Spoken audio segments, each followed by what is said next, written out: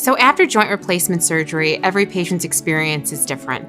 It really is an individualized plan of care. So what that means is ideally you'll have less pain, you'll want to move around more, move back to the activities of daily living that you had done before. It really is a journey that's individualized.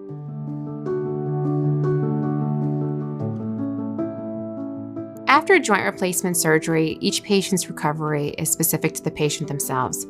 There are some patients that go home on the morning of surgery, some patients that may stay overnight. So the best way to determine how long you'll be in the hospital is really to have a conversation with your surgeon prior to surgery.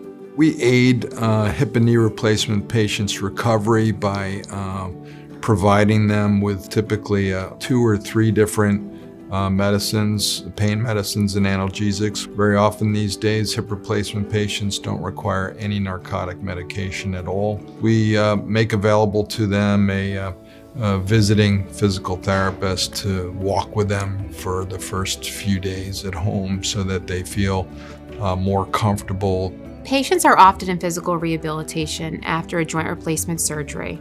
The plan in which they're on is really individualized.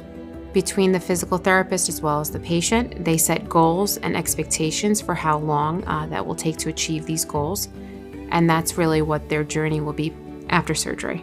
Well, for the hip or knee replacement patient, wound care and dressing management would be quite different from one surgeon to the other. So I would highly recommend that any patient go directly to their surgeon's clinical team for information regarding that care.